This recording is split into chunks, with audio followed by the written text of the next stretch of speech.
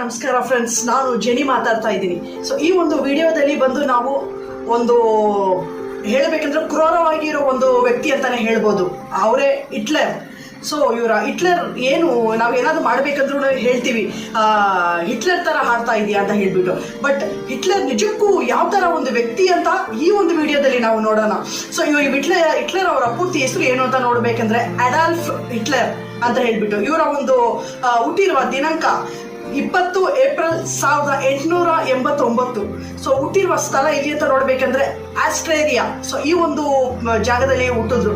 So ಮತ್ತೆ Hitler ಅವರು ಎಷ್ಟನೇ ಮಗ ಅಂತ ನೋಡ್ಬೇಕಂದ್ರೆ ಅವರ ಒಂದು ತಂದೆ ತಾಯಿಗೆ 4ನೇ ಮಗ, 4th ಚೈಲ್ಡ್. ಸೊ ಇದು ಮತ್ತೆ ಸೊ ಹಾಗೆ ಮುಂದೆ ನೋಡ್ಬೇಕಂದ್ರೆ ಹಿಟ್ಲರ್ ಅವರ ಒಂದು ಪೇರೆಂಟ್ಸ್ ಏನಿದ್ದಾರೆ, ಸೊ ಫಸ್ಟ್ ತಂದೆ ತೀರೋಗ್ತಾರೆ ಒಂದು ಸರ್ಟನ್ ಟೈಮ್ ಆದಮೇಲೆ. ಮತ್ತೆ ಅದಕ್ಕೆ ಆಮೇಲೆ ಬಂದು ತಾಯಿಗೆ ಬಂದು ಮತ್ತೆ ಹೆಲ್ತ್ ಇಶ್ಯೂ ಇರೋದಿಲ್ಲ. ಸೊ ತೊಂದರೆಯಿಂದ ಅವರು ಕೂಡ ಬಂದು ತಾಯಿ ಕೂಡ ಬಂದು ತೀರೋಗ್ತಾರೆ.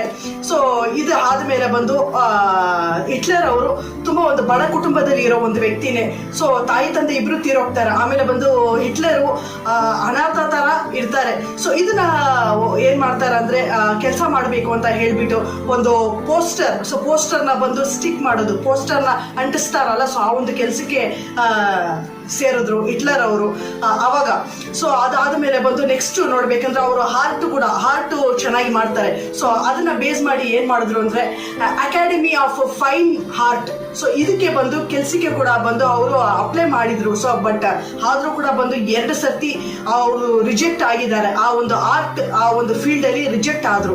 ಸೊ ಇದಾದ್ಮೇಲೆ ನೆಕ್ಸ್ಟ್ ನೋಡ್ಬೇಕಂದ್ರೆ ಹಿಟ್ಲರ್ಗೆ ಬಂದು ಜೂಯಿಷ್ ಅಂದ್ರೆ ಆಗೋದಿಲ್ಲ. ಅಂದ್ರೆ ಜೂಯಿಷ್ ಅಂದ್ರೆ ಯಾರು ಅಂತ ನೋಡ್ಬೇಕಂದ್ರೆ ಯಹೂದಿಯರು. ಯಹೂದಿಯರನ್ನ ನೋಡಿದ್ರೆ ಆಗೋದಿಲ್ಲ ಹಿಟ್ಲರ್ಗೆ. ಏನಕ್ಕೆ ಹಿಟ್ಲರ್ಗೆ ನೋಡಿದ್ರೆ ಆಗೋದಿಲ್ಲ ಅಂತ ನೋಡಿದ್ರೆ ಅವ್ರ ತಾಯಿಗೆ ಹೆಲ್ತ್ ಇಶ್ಯೂ ಆಗಿ ತೀರೋದ್ರಲ್ಲ. ಸೊ ಆ ತಾಯಿನ ಬಂದು ಟ್ರೀಟ್ಮೆಂಟ್ ಮಾಡಿರೋ ಡಾಕ್ಟರ್ ಕೂಡ ಬಂದು ಒಂದು ಜೀವಿಷ್. ಸೊ ಹಾಗಾಗಿ ಬಂದು ಅದೊಂದು. ಮತ್ತೆ ಎರಡನೇದು ನೋಡ್ಬೇಕಂದ್ರೆ ಇವರು ಹಿಟ್ಲರ್ ಅವರು academy of fine heart. So ಇದಕ್ಕೆ ಬಂದು ಅಪ್ಲೈ ಮಾಡಿದ್ರಲ್ಲ, ಅದು 2 ಸತಿ ರಿಜೆಕ್ಟ್ ಆಯ್ತು. ಸೊ ಆ ಒಂದು ವ್ಯಕ್ತಿ ಕೂಡ ನೋಡ್ಬೇಕಂದ್ರೆ ಜೀವಿಷ್.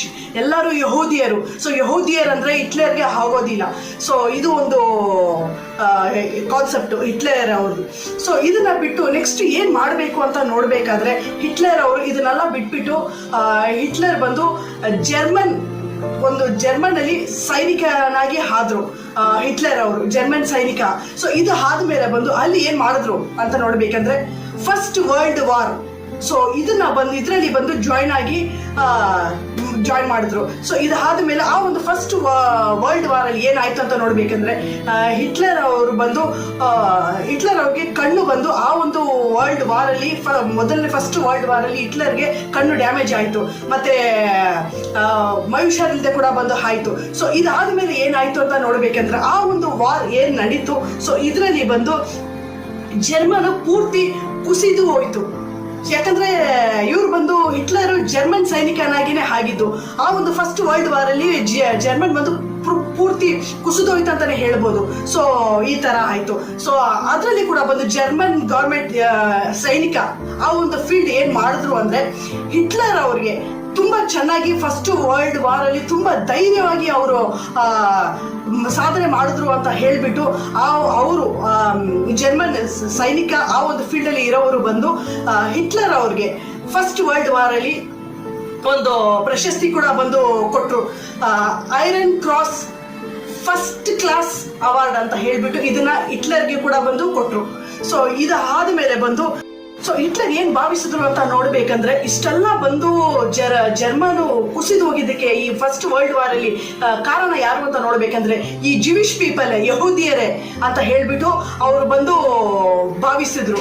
ಇಲ್ಲಾಂದ್ರೆ ಜರ್ಮನ್ ಬಂದು ಅಭಿವೃದ್ಧಿ ಹೊಂದುತ್ತಾ ಇತ್ತು ಅಂತ ಅವರು ಭಾವಿಸಿದ್ರು. ಸೊ ಅದಕ್ಕೆ ಬಂದು ಹಿಟ್ಲರ್ಗೆ ಬಂದು ಯಹೂದಿಯರ್ ಅಂದ್ರೆ ಇಷ್ಟನೇ ಆಗೋದಿಲ್ಲ.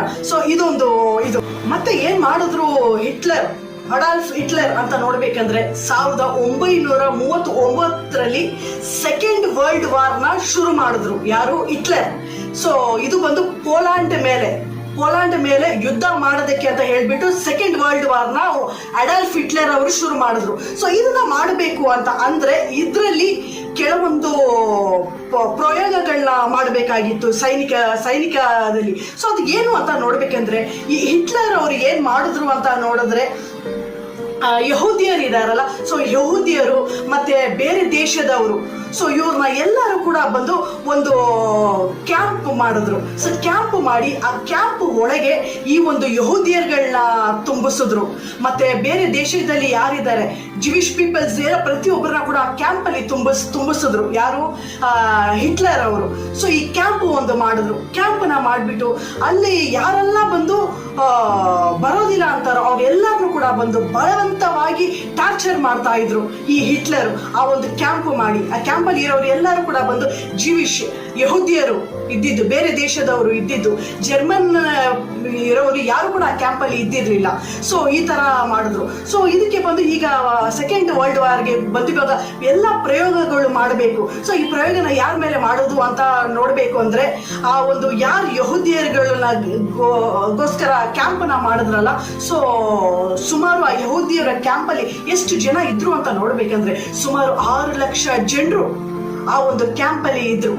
ಸೊ ಈ ಒಂದು ಎಕ್ಸ್ಪೆರಿಮೆಂಟ್ ಮಾಡಬೇಕು. ಸೊ ಇದಕ್ಕೆ ಏನ್ ಮಾಡಿದ್ರು ಮೊದಲನೇದಾಗಿ ಅಂತ ನೋಡಬೇಕು ಅಂತ ಅಂದ್ರೆ, ಹಿಟ್ಲರ್ ಮಾಡಿರೋ ಆ ಒಂದು ಟಾರ್ಚರ್ಗಳು ಎಷ್ಟು ಯಾವ ತರ ಮಾಡಿದ್ರು ಅಂತ ನೋಡ್ಬೇಕಂದ್ರೆ, ಈ ಒಂದು ಕ್ಯಾಂಪ್ ಹೆಸರು ಏನಿದೆ, ಯಹೂದಿಯರಿಗೋಸ್ಕರ ಒಂದು ಕ್ಯಾಂಪ್ ಮಾಡಿದ್ರಲ್ಲ, ಯಹೂದಿಯರು ಜಿವಿಷ್ ಪೀಪಲ್, ಬೇರೆ ದೇಶದವರು ಜನರಿಗೋಸ್ಕರ ಒಂದು ಕ್ಯಾಂಪ್ ಮಾಡಿದ್ರಲ್ಲ, ಸೊ ಆ ಕ್ಯಾಂಪ್ ಹೆಸರು ಏನು ಅಂತ ನೋಡ್ಬೇಕಂದ್ರೆ ಕಾನ್ಸಂಟ್ರೇಷನ್ ಕ್ಯಾಂಪ್ ಅಂತ ಹೇಳ್ಬಿಟ್ಟು ಆ ಒಂದು ಹೆಸರು. ಸೊ ಮೊದಲನೇ ಪ್ರಯೋಗ ಏನ್ ಮಾಡಿದ್ರು ಅಂತ ನೋಡ್ಬೇಕಂದ್ರೆ, ಅವಳಿ ಜವಳಿ ಮಕ್ಕಳು ಇರ್ತಾರಲ್ಲ, ಟ್ವಿನ್ಸ್, ಸೊ ಇವ್ರ ಮೇಲೆ ಪ್ರಯೋಗ ಮಾಡಿದ್ರು. ಈ ಚಿಕ್ಕ ಮಕ್ಕಳಿಂದ ದೊಡ್ಡವರವರೆಗೂ ಅವಳಿ ಜವಳಿ ಮಕ್ಕಳ ಮೇಲೆ ಪ್ರಯೋಗ ಮಾಡಿದ್ರು. ಏನ್ ಪ್ರಯೋಗ ಮಾಡಿದ್ರು, ಏನಕ್ಕೆ ಪ್ರಯೋಗ ಮಾಡಿದ್ರು ಅಂತ ನೋಡ್ಬೇಕಂದ್ರೆ, ಈ ಇಷ್ಟು ಜನ ಮಕ್ಕಳು ಎಷ್ಟು ಜನ ಇದ್ದಾರೆ, ಸೊ ಇವ್ರ ಮೇಲೆ ಇದಕ್ಕೆ ಮೇಲೆ ಹೆಂಗೆ ಇವರೆಲ್ಲ ಟ್ವಿನ್ಸ್ ಆಗಿ ಹುಟ್ಟಿದ್ರು. ಸೊ ಇದಕ್ಕೆ ಮೇಲೆ ಇವರೆಲ್ಲ ಬಂದು ಟ್ವೀನ್ಸ್ ಆಗಿನೇ ಹುಟ್ಟಬೇಕು, ಅವಳಿ ಜವಳಿಯಾಗಿನೇ ಹುಟ್ಟುತ್ತಾ ಇರಬೇಕು ಇದಕ್ಕೆ ಮೇಲೆ ಜರ್ಮನಿಯಲ್ಲಿ ಅಂತ ಹೇಳ್ಬಿಟ್ಟು ಹಿಟ್ಲರ್ ಪ್ರಯೋಗ ಮಾಡಕ್ಕೆ ಶುರು ಮಾಡಿದ್ರು.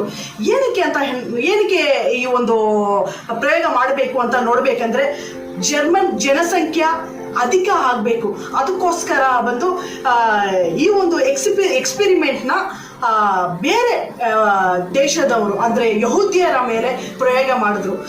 ಪ್ರಯೋಗ ಮಾಡಬೇಕು ಅಂತ ಅಂದ್ರೆ ತುಂಬಾ ಯಾವ ತರ ಮಾಡಿದ್ರು ಅಂದ್ರೆ, ಒಂದು ದೇಹನ ಇನ್ನೊಂದು ದೇಹಕ್ಕೆ ಇಟ್ಟು ಸ್ಟಿಚ್ ಮಾಡಿ ಅವಳಿ ಜವಳಿ ಮಕ್ಕಳನ್ನ, ಸೊ ಈ ತರ ಎಲ್ಲ ಟಾರ್ಚರ್ ಮಾಡಿದ್ರು ಈ ಒಂದು ಪ್ರಯೋಗದಲ್ಲಿ.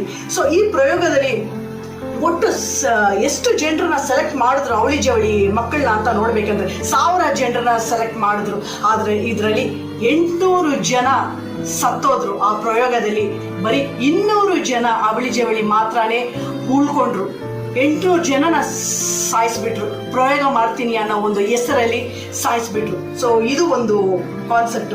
ಸೊ ಇದು ಆದ ಮೇಲೆ ಬಂದು ಈ ಒಂದು ಡಾಕ್ಟರ್ ಯಾರು ಅಂತ ನೋಡ್ಬೇಕಂದ್ರೆ, ಜೋಸೆಫ್ ಮ್ಯಾಂಗೆಲಿ ಅಂತ ಹೇಳ್ಬಿಟ್ಟು. ಈ ಪ್ರಯೋಗ ಎಲ್ಲಿಂದ ಶುರುವಾಯಿತು ಅಂತ ನೋಡ್ಬೇಕಂದ್ರೆ 1943 ಶುರುವಾಗಿ 1944ವರೆಗೂ ಈ ಒಂದು ಅವಳಿ ಜವಳಿ ಮಕ್ಕಳದ್ದು ಏನಿದೆ ಈ ಟಾರ್ಚರ್ ಮಾಡಿ ಈ ಒಂದು ಪ್ರಯೋಗ ಮಾಡಿ ಇದನ್ನ ಮುಗಿಸಿದ್ರು. ಸೊ ಇದು ಆದ್ಮೇಲೆ ಬೇರೆ ಏನು ಪ್ರಯೋಗ ಮಾಡಿದ್ರು ಅಂತ ನೋಡ್ಬೇಕಂದ್ರೆ, ನೆಕ್ಸ್ಟ್ ಏನದು ಮಲೇರಿಯಾ ಪ್ರಯೋಗ ಅಂತ ನೋಡ್ಬೇಕಂದ್ರೆ, ಇದನ್ನ ಯಾವಾಗ ಶುರು ಮಾಡಿದ್ರು ಅಂತ ನೋಡ್ಬೇಕಂದ್ರೆ 1942 ಶುರು ಮಾಡಿ 1945ವರೆಗೂ ಈ ಒಂದು ಪ್ರಯೋಗ ನಡೀತು. ಯಾರ ಮೇಲೆ ನಡೀತು ಅಂತ ನೋಡ್ಬೇಕಂದ್ರೆ, ನಾನು ಹೇಳಿದ್ನಲ್ಲ, ಕ್ಯಾಂಪ್ ಅಲ್ಲಿ ಇದ್ದಿರೋ ಜಿವಿಷ್ ಪೀಪಲ್, ಯಹೂದಿಯರು, ಬೇರೆ ದೇಶದವರು. ಸೊ ಇವ್ರ ಮೇಲೆ ಪ್ರಯೋಗ ಮಾಡಿದ್ರು. ಅವ್ರು ಯಾರು ಕೂಡ ಬಂದು ಜರ್ಮನಿಗೆ ಸಂಬಂಧಪಟ್ಟವರಲ್ಲ. ಸೊ ಇವರು ಈ ಒಂದು ಕ್ಯಾಂಪಲ್ಲಿ ಇರೋ ಇಷ್ಟು ಜನರ ಮೇಲೆನೆ ಪ್ರಯೋಗ ಮಾಡಿದ್ರು.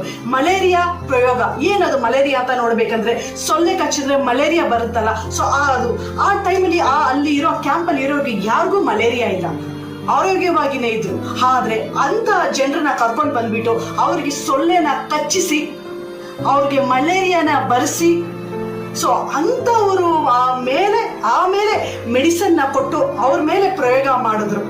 ಈ ಒಂದು ಟಾರ್ಚರ್ ನ ಮಾಡಿದ್ರು ಪ್ರಯೋಗ. ಸೊ ಇದಕ್ಕೆ ಬಂದು ಎಷ್ಟು ಜನರು ಸೆಲೆಕ್ಟ್ ಮಾಡಿದ್ರು ಮಲೇರಿಯಾ ಅಂತ ನೋಡ್ಬೇಕಂದ್ರೆ 1200 ಜನರನ್ನ ಸೆಲೆಕ್ಟ್ ಮಾಡಿದ್ರು, ಯಹೂದಿಯರನ್ನ. ಸೊಳ್ಳೆ ಕಚ್ಚಿ ಅವ್ರನ್ನ ಮಲೇರಿಯಾ ಬರ್ಸಿ ಅವ್ರಿಗೆ ಆಮೇಲೆ ಮೆಡಿಸನ್ನ ಕೊಡ್ತಾ ಇದ್ರು, ಪ್ರಯೋಗ ಮಾಡೋದಕ್ಕೆ, ಎಕ್ಸ್ಪೆರಿಮೆಂಟ್ ಮಾಡೋದಕ್ಕೆ. ಸೊ 1200 ಜನನ ಸೆಲೆಕ್ಟ್ ಮಾಡಿದ್ರು. ಇದರಲ್ಲಿ ಸುಮಾರು 50ರಷ್ಟು ಜನರು ಸತ್ತೋದ್ರು. ಇನ್ನು 10 ಜನ ಮಾತ್ರನೇ ಉಳಿದ್ರು. ಅವರು ಕೂಡ ಬಂದು ಅರ್ಧ ಕಾಯಿಲೆದಲ್ಲಿ ಉಳ್ಕೊಂಡ್ರು. ಸೊ ಈ ಒಂದು ಟಾರ್ಚರ್ನ ಯಹೂದ್ಯರ ಮೇಲೆ ಮಾಡಿದ್ರು. ಇದು ಸೊ ಇದಾದ ಮೇಲೆ ಬಂದು ಇನ್ನು ಎಷ್ಟು ಇದೆ, ಇನ್ನು ಎಷ್ಟು ಬೇರೆ ಯಾವೊಂದು ಪ್ರಯೋಗ ಮಾಡಿದ್ರು ಹಿಟ್ಲರ್ ಅವರು ಅಂತ ನೋಡಬೇಕು ಅಂತ ಅಂದ್ರೆ ಈ ಒಂದು ಮಾಂಸ, ಮೂಳೆ, ನರ ಇದೆಲ್ಲ ಏನಿದೆ ಇದನ್ನ ಟ್ರಾನ್ಸ್ಪ್ಲಾಂಟೇಷನ್ ಪ್ರಯೋಗ. ಸೊ ಟ್ರಾನ್ಸ್ಪ್ಲಾಂಟೇಷನ್ ಏನಂತ ಹೇಳ್ತೀವಿ ನಾವು, ಅಂದ್ರೆ ರೀಜೆನರೇಷನ್ ಅಂತ ಹೇಳ್ತೀವಿ. ಸೊ ಇದನ್ನ ಏನ್ ಮಾಡಿದ್ರು, ಯಾವಾಗ ಶುರು ಮಾಡಿದ್ರು ಈ ಒಂದು ಪ್ರಯೋಗನ ಅಂತ ನೋಡ್ಬೇಕಂದ್ರೆ 1942ಕ್ಕೆ ಶುರು ಮಾಡಿ 1943ರವರೆಗೂ ಈ ಪ್ರಯೋಗ ಮಾಡಿದ್ರು. ಅಂದ್ರೆ ಏನದು ಮಾಂಸ, ಮೂಳೆ, ನರ ಏನದು ಅಂತ ನೋಡ್ಬೇಕು ಅಂದ್ರೆ, ಜರ್ಮನ್ ಸೈನಿಕರು ಆ ಒಂದು ಟೈಮಲ್ಲಿ ಜರ್ಮನ್ ಸೈನಿಕರಿಗೆ ಏನಾದ್ರೂ ಆಯ್ತು ಅಂದ್ರೆ ವರ್ಲ್ಡ್ ವಾರ್ ಅಲ್ಲಿ ಜರ್ಮನಿಯಲ್ಲಿ ಇರೋ ಸೈನಿಕರಿಗೆ ಏನಾದ್ರೂ ಆಯ್ತು ಅಂದ್ರೆ, ಕೈ ಕಟ್ಟಾಯ್ತು, ಕಾಲ್ ಕಟ್ಟಾಯ್ತು ಅಂದ್ರೆ, ಡ್ಯಾಮೇಜ್ ಆಯ್ತು ಅಂದ್ರೆ, ಇದಕ್ಕೆ ತಕ್ಷಣ ಏನಾದ್ರೂ ನಾವು ಟ್ರಾನ್ಸ್ಪ್ಲಾಂಟೇಷನ್ ಮಾಡ್ಬೋದಾ ಅಂತ ಹೇಳ್ಬಿಟ್ಟು ಇದನ್ನ ಪ್ರಯೋಗ ಮಾಡಿದ್ರು. ಇದನ್ನ ಯಾರ ಮೇಲೆ ಪ್ರಯೋಗ ಮಾಡಿದ್ರು ಅಂದ್ರೆ, ಯಾವ ಜರ್ಮನ್ ಪೀಪಲ್ ಮೇಲೇನು ಮಾಡಿಲ್ಲ. ಆ ಒಂದು ಕ್ಯಾಂಪ್ ಏನಿದೆ, ಆ ಕ್ಯಾಂಪಲ್ಲಿ ಯಹೂದ್ಯರು ಇದ್ರಲ್ಲ, ಸೊ ಅಂಥವ್ರನ್ನೇ ಮತ್ತೆ ಕರ್ಕೊಂಡು ಬಂದ್ಬಿಟ್ಟು ಅವರ ಒಂದು ಕೈ ಕಾಳುಗಳನ್ನ ಏನಿದೆ, ಆ ಬೋನು, ಆ ಒಂದು ಮೂಳೆನ ತೆಗೆದು, ಆ ಯಹೂದ್ಯರ ಮೂಳೆನ ಹಾಗೆ ತೆಗೆದು ಜರ್ಮನಿಯಲ್ಲಿ ಯಾರಿಗೆ ಗಾಯ ಆಗಿದೆ ಸೈನಿಕರಿಗೆ ಅವರಿಗೆ ಹಾಗೆ ಅಟ್ಯಾಚ್ ಮಾಡಿ ನೋಡಿದ್ರು. ಮತ್ತೆ ಮಾಂಸ ಮತ್ತೆ ನರ ಇದನ್ನೆಲ್ಲ ಬಂದು ಯಹೂದ್ಯರಿಂದ ತೆಗೆದುಬಿಟ್ಟು ರೀಜೆನರೇಷನ್ ಇವ್ರಿಗೆ ಬಂದು, ಸೈನಿಕರ ಯಾರು ಗಾಯ ಆಗಿದ್ದಾರೆ ಜರ್ಮನ್ ಅವ್ರಿಗೆ ಬಂದು ಇದನ್ನ ಮಾಡಿ ಎಕ್ಸ್ಪೆರಿಮೆಂಟ್ ಮಾಡಿದ್ರು. ಸೊ ಇದನ್ನ ಮಾಡಬೇಕಾದ್ರೆ ಬಂದು ನೀವು ಯೋಚನೆ ಮಾಡಿ, ಯಾವೊಂದು ಅನಿತಿಶಿಯನ್ನ ಕೂಡ ಬಂದು ಕೊಡದೆ ಸೊ ಇದನ್ನ ಮಾಡಿದ್ದಾರೆ ಆ ಯಹೂದ್ಯರ ಜನರುಗಳಿಗೆ. ಇದನ್ನ ಹಿಟ್ಲರ್ ಅವರು ಮಾಡಿಸಿದ್ದಾರೆ ಈ ಒಂದು ಪ್ರಯೋಗ. ಸೊ ಈ ತರ ಬಂದು ಮಾಡಿದ್ರು, ಅನಿತಿಶಿಯ ಕೂಡ ಬಂದು ಕೊಟ್ಟಿಲ್ಲ. ಸೊ ಇದರಲ್ಲಿ ಬಂದು ಎಷ್ಟೋ ಜನರು ಸತ್ತೋದ್ರು, ಎಷ್ಟೋ ಜನರು ಯಹೂದ್ಯರು ಅಂಗವಿಕಲ ಆಗೋದ್ರು, ಕೈ ಕಾಲು ಎಲ್ಲ ಯಾವುದು ಕೂಡ ಬಂದು ಎಲ್ಲ ಏನೆಲ್ಲ ತೆಗೆದ್ರು ಅದೆಲ್ಲದಕ್ಕೂ ಕೂಡ ಡ್ಯಾಮೇಜ್ ಆಗೋಯ್ತು. ಸೊ ಈ ಒಂದು ಎಕ್ಸ್ಪೆರಿಮೆಂಟ್ನ ಕೂಡ ಬಂದು ಮಾಡಿದ್ರು ಹಿಟ್ಲರ್ ಅವರು. ಸೊ ಇದಾದ ಮೇಲೆ ಮತ್ತೆ ಮುಂದೆ ಬೇರೆ ಏನ್ ಮಾಡಿದ್ರು ಎಕ್ಸ್ಪೆರಿಮೆಂಟ್, ಬೇರೆ ಏನ್ ಪ್ರಯೋಗ ಮಾಡಿದ್ರು ಅಂತ ನೋಡಬೇಕಂದ್ರೆ, ಸಲ್ಫೋನಮೈಡ್. ಸೊ ಈ ಒಂದು ಇದನ್ನ ಬಂದು ಪ್ರಯೋಗ ಮಾಡಿದ್ರು. ಏನದು ಸಲ್ಫೋನಮೈಡ್ ಅಂತ ನೋಡ್ಬೇಕಂದ್ರೆ, ಇದು ಒಂದು ಆಂಟಿಬಯೋಟಿಕ್ ಕೆಮಿಕಲ್. ಸೊ ಈ ಕೆಮಿಕಲ್ನ ಇವಾಗ ಪ್ರಯೋಗ ಮಾಡಬೇಕು. ಈ ಕೆಮಿಕಲ್ನ ಯಾವ ತರ ಪ್ರಯೋಗ ಮಾಡ್ತಾರೆ ಅಂತ ನೋಡಬೇಕು ಅಂತ ಅಂದ್ರೆ, ಜರ್ಮನ್ ಜನರು ಸೈನಿಕದವರು, ಸೊ ಅವ್ರಿಗೆ ಬಂದು ವರ್ಲ್ಡ್ ವಾರ್ ಅಲ್ಲಿ ತುಂಬಾ ಭಯಾನಕವಾಗಿ ಇರೋ ಒಂದು ಗಾಯಗಳು ಆಯ್ತು ಅಂದ್ರೆ, ಯಾವುದು ಕೂಡ ಬಂದು ತುಂಬಾ ಆಳವಾಗಿರೋ ಹುಣ್ಣುಗಳು ಯಾವುದು ಒಣಗೋದಿಲ್ಲ, ತುಂಬಾ ಒಂದು ಗ್ಯಾಂಗ್ರೀನ್ ತರ ಆಗೋಗುತ್ತೆ ಒಣಗದೆ. ಸೊ ಈ ತರ ಭಯಾನಕವಾಗಿರೋ ಒಂದು ಗಾಯ ಆಗುತ್ತೆ ಜರ್ಮನ್ ಸೈನಿಕರಿಗೆ. ಸೊ ಅದನ್ನ ಹೇಗೆ ಆದಷ್ಟು ಬೇಗ ಕ್ಯೂರ್ ಮಾಡೋದು ಅಂತ ಹೇಳ್ಬಿಟ್ಟು ಇದನ್ನ ಈ ಒಂದು ಸಲ್ಫೋಮೈಡ್ ಕೆಮಿಕಲ್ ಅಂತ ಹೇಳ್ಬಿಟ್ಟು ಪ್ರಯೋಗ ಮಾಡಬೇಕು. ಸೊ ಇದನ್ನ ಬಂದು ಯಾರ ಮೇಲೆ ಮಾಡ್ತಾರಂದ್ರೆ, ಮತ್ತೆ ಅದೇ ಆ ಒಂದು ಕ್ಯಾಂಪಲ್ಲಿ ಇದ್ದಿರೋ ಆ ಒಂದು ಯಹೂದಿಯರ ಮೇಲೇನೆ ಈ ಒಂದು ಪ್ರಯೋಗನೂ ನಡೆಯುತ್ತೆ. ಸೊ ಇದು ಹೇಗೆ ನಡೆಯುತ್ತೆ ಅಂತ ನೋಡ್ಬೇಕು ಅಂತಂದ್ರೆ, ಆ ಕ್ಯಾಂಪಲ್ಲಿ ಇರೋರು ಎಲ್ಲರೂ ಆರೋಗ್ಯವಾಗಿ ಇರೋ ಜನರನ್ನ ಮತ್ತೆ ಕರ್ಕೊಂಡು ಬರ್ತಾರೆ, ಕೆಲವೊಬ್ಬರನ್ನ ಕರ್ಕೊಂಡು ಬಂದ್ಬಿಟ್ಟು ಅವ್ರಿಗೆ ಗಾಯಗಳು ಮಾಡ್ತಾರೆ. ಹಿಟ್ಲರ್ ನ್ಯಾಜಿಗಳು ಆ ಒಂದು ಜನರು ಯಹೂದಿಯರನ್ನ ಗಾಯಗಳು ಮಾಡಿ, ಆ ಗಾಯಗಳು ಕೂಡ ಬಂದು ತುಂಬಾ ಆಳವಾಗಿ ಆಗ್ಬೇಕು. ಅದಕ್ಕೆ ಬಂದು ಗಾಯಗಳು ಮಾಡಿ ಆ ಗಾಜಿನ ಏನಿದೆ ಆ ಗಾಜಿನ ಮೇಲೆ ನಡೆಸ್ತಾರೆ. ಇನ್ನೂ ಗಾಯ ಜಾಸ್ತಿ ಆಗ್ಬೇಕು ಅಂತ ಹೇಳ್ಬಿಟ್ಟು ಚೆನ್ನಾಗಿರೋವ್ರನ್ನ ಕರ್ಕೊಂಡು ಬಂದು ಇಷ್ಟೆಲ್ಲ ಮಾಡಿ ಆ ಗಾಯ ಎಲ್ಲ ತುಂಬಾ ಹುಣ್ಣಾಗಿ ಭಯಾನಕವಾಗಿ ಆ ಹುಣ್ಣಾಗಬೇಕು ಆ ಯಹೂದಿಯರಿಗೆ. ಅದಕ್ಕೆ ಆಮೇಲೆ ನಾನು ಏನು ಹೇಳಿದೆ, ಸಲ್ಫೋಮೈಡ್. ಸೊ ಈ ಒಂದು ಕೆಮಿಕಲ್ನ ಅವ್ರಿಗೆ ಬಂದು ಕೊಟ್ಟು ಅವ್ರ ಮೇಲೆ ಪ್ರಯೋಗ ಮಾಡ್ತಾರೆ. ಚೆನ್ನಾಗಿರೋರ್ಗೆ ಇಷ್ಟೆಲ್ಲ ಟಾರ್ಚರ್ ಮಾಡಿ ಅದ್ರ ಮೇಲೆ ಆ ಒಂದು ಕೆಮಿಕಲ್ ಬಂದು ಆಂಟಿಬಯೋಟಿಕ್ ಕೆಮಿಕಲ್ನ ಪ್ರಯೋಗ ಮಾಡ್ತಾರೆ. ಏನಕ್ಕೆ ಅಂದರೆ ಜರ್ಮನ್ ಸೈನಿಕದವ್ರಿಗೆ ಆ ಥರ ಏನಾದರೂ ಆಯಿತು ಅಂದರೆ ಅವಾಗ ಇದನ್ನ ಯೂಸ್ ಮಾಡಿದ್ರೆ, ಉಪಯೋಗ ಮಾಡಿದ್ರೆ ಇದ್ರದ್ದು ಪರಿಣಾಮ ಏನಾಗುತ್ತೆ ಅನ್ನೋದನ್ನ ತಿಳ್ಕೊಬೇಕು. ಸೊ ಅದಕ್ಕೆ ಚೆನ್ನಾಗಿರೋರನ್ನ ಕರ್ಕೊಂಡು ಬಂದು ಯಹೂದಿಯರನ್ನ ಈ ಥರ ಟಾರ್ಚರ್ ಮಾಡಿ, ಗಾಯಗಳು ಮಾಡಿ, ಹುಣ್ಣು ಮಾಡಿ, ಗಾಜಿನ ಮೇಲೆ ನಡೆಸಿ, ಅದಕ್ಕೆ ಆಮೇಲೆ ಬಂದು ಈ ಒಂದು ಆಂಟಿಬಯೋಟಿಕ್ ಕೆಮಿಕಲ್ನ ಅವ್ರ ಮೇಲೆ ಪ್ರಯೋಗ ಮಾಡಿ, ಅದಕ್ಕೆ ಆಮೇಲೆ ಇದರಲ್ಲಿ ಕೂಡ ಬಂದು ಎಷ್ಟೋ ಜನರು ಸತ್ತೋದ್ರು, ನರಳಿ ಸತ್ತೋದ್ರು. ಎಷ್ಟೋ ಜನರಿಗೆ ಗಾಯಗಳು, ಭಯಾನಕ ಗಾಯಗಳು ಆಯಿತು ಯಹೂದಿಯರಿಗೆ. ಸೊ ಜರ್ಮನ್ ಜನರು ಏನೇ ಮಾಡಬೇಕಂದ್ರೂ ಸರಿ, ಹಿಟ್ಲರು ಇದೆಲ್ಲನೂ ಕೂಡ ಬಂದು ಪ್ರಯೋಗ ಮಾಡೋದು ಜಿವಿಷ್ ಪೀಪಲ್, ಯಹೂದಿಯರ ಮೇಲೆ, ಬೇರೆ ದೇಶದ ಜನರುಗಳ ಮೇಲೆ ಕೂಡಾಕಿ, ಒಂದು ಕ್ಯಾಂಪ್ ಮಾಡಿ ಕೂಡಾಕಿ ಅಂಥವ್ರ ಮೇಲೇ ಹಿಟ್ಲರು ಪ್ರಯೋಗ ಮಾಡ್ತಾ ಇದ್ದಿದ್ದು ಪ್ರತಿ ಒಂದು ಕೂಡ ಬಂದು. ಸೊ ಈ ಥರ ಒಂದು ಆಯಿತು. ಇನ್ನೂ ಬಂದು ತುಂಬ ಇದೆ. ಸೊ ಇದರಲ್ಲಿ ಬಂದು ಯಹೂದಿಯರು ಯಾರಿದ್ದಾರೆ ಅವ್ರಿಗೆ ಏನಾದರೂ ಅನಾರೋಗ್ಯದಿಂದ ನರಳುತ್ತಾ ಇದ್ರೆ ಸೊ ಅವ್ರನ್ನ ಕರ್ಕೊಂಡು ಬಂದು ಗ್ಯಾಸ್ ಚೇಂಬರ್ ಇದೆ ಅಲ್ಲ, ಆ ಗ್ಯಾಸ್ ಚೇಂಬರಲ್ಲಿ ಕೂಡ ಬಂದು ಧುಮುಕ್ತಾ ಇದ್ರು. ಅನಾರೋಗ್ಯದಿಂದ ನರಳುತ್ತಾ ಇದ್ರೆ ಯಹೂದಿಯರು ಅವ್ರನ್ನ ಕರ್ಕೊಂಡು ಬಂದು ಗ್ಯಾಸ್ ಚೇಂಬರ್ಗೆ ಹಾಕಿದ್ರು. ಏನಾಗುತ್ತೆ, ಗ್ಯಾಸ್ ಚೇಂಬರ್ಗೆ ಹಾಕಿದ್ರೆ ಇಷ್ಟೆಲ್ಲ ಕೂಡ ಬಂದು ಟಾರ್ಚರ್ ಮಾಡ್ತಾ ಇದ್ರು ಅಡಾಲ್ಫ್ ಹಿಟ್ಲರ್ ಅವರು. ಸೊ ಇದು ಹಾಕಬೇಕಾದ್ರೆ ಇಷ್ಟೆಲ್ಲ ಮಾಡಿ ಇನ್ನೂ ಎಷ್ಟು ಟಾರ್ಚರ್ಗಳು ನಡೆದಿದೆ ಹಿಟ್ಲರ್ ಮಾಡಿರೋ ಒಂದು ವಿಷಯದಲ್ಲಿ. ಸೊ ಇದೆಲ್ಲ ಹಾಗೆ ಎಲ್ಲ ಮುಗಿದ ಮೇಲೆ ಇನ್ನೇನು ಕೊನೆಗೆ ಏನಾಯ್ತು ಅಂತ ನೋಡಬೇಕು ಅಂತ ಅಂದರೆ, ಏಪ್ರಿಲ್ 30ನೇ ತಾರೀಕು 1945ರಲ್ಲಿ ಹಿಟ್ಲರ್ ಅವರು ತೀರೋಗ್ತಾರೆ. ಹೇಗೆ ಅಂತ ನೋಡ್ಬೇಕಂದ್ರೆ, ಸೈನೈಡ್ ತಗೊಳ್ತಾರೆ, ಮತ್ತೆ ಎರಡನೇದು ತಲೆಗೆ ಗುಂಡು ಇಟ್ಟು ಅವರೇ ಸೂಸೈಡ್ ಮಾಡ್ಕೊತಾರೆ, ಅವರೇ ಶೂಟ್ ಮಾಡಿಕೊಂಡು ತೀರೋಗ್ತಾರೆ ಹಿಟ್ಲರ್ ಅವರೇ. ಸೊ ಇದು ಒಂದು ಆಗುತ್ತೆ.